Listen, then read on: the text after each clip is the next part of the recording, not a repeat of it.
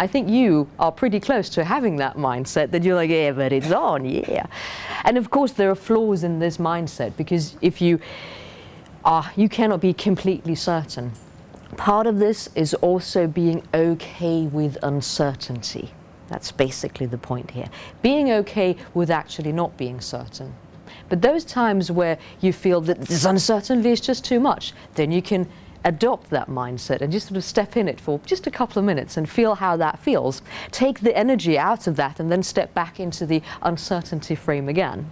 Or frame, not so much, but step back into reality where there is uncertainty and doubt and confusion is all around you and it's all the time. When we can start to pick these things apart and focus very clearly, what is my aversion here? What do I fear? What do I hope? And what do I desire? Then we can start to pick this confusion apart. And then it actually becomes something you can deal with. I won't go into the whole transmutation of energy aspect here today. I don't know, honestly, if Ross is going to cover it, but I'm sure I'll be writing an article about it at some point. One of the things that is really interesting in this whole sort of internal process, I actually have to back up a moment here, because I talked about, let me see, yes, the causality-based thinking. Because when we talk about where a emotion comes from, this is what sometimes happens, yes?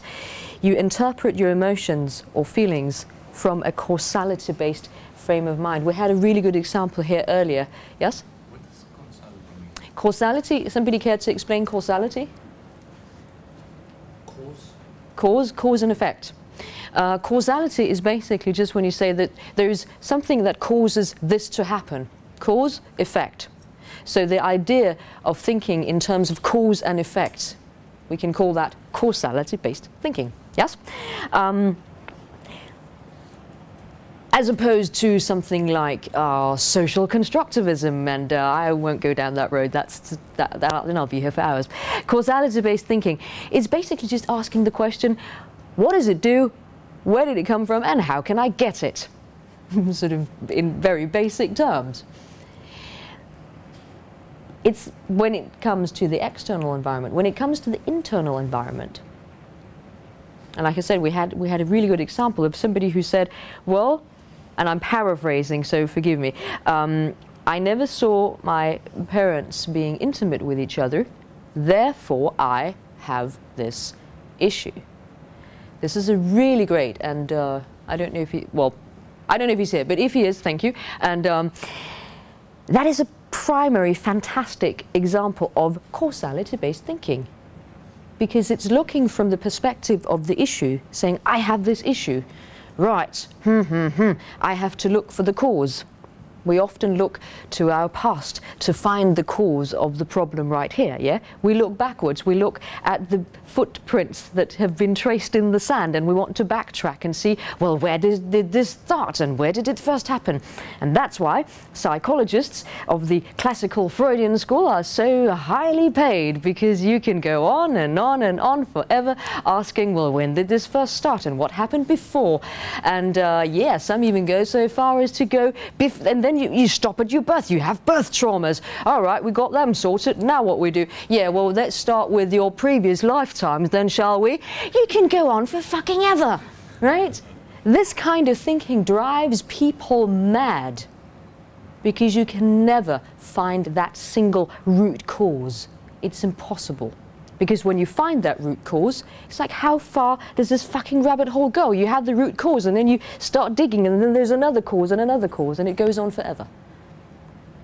So, what's better than causality-based thinking? Well, yes, of course, a structural process awareness. Oh, I do like long words, they're so sexy. Having a structural process awareness, please do tell me if this is making sense. Yes? Yes. Thank you.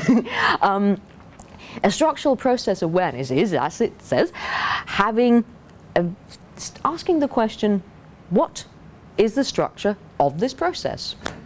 Ross also talks about de-thingifying things, not looking at processes as things.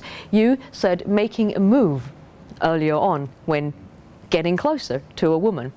And we suggested that instead of saying making a move, change the metaphor.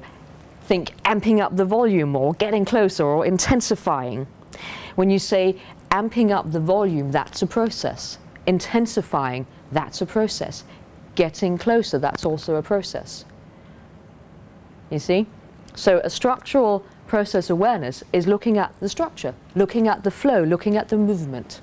What is it that moves here? What are the moving parts? What is the motion?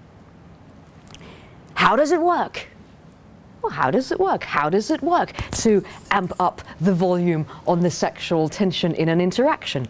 What does it look like? How does this work? What are the inner mechanics of this? And you have, during the course of this weekend, been taught extensive amounts of how does that work, so that you may look at an interaction with a clear mind, an objective view, and look at the action. What goes on here?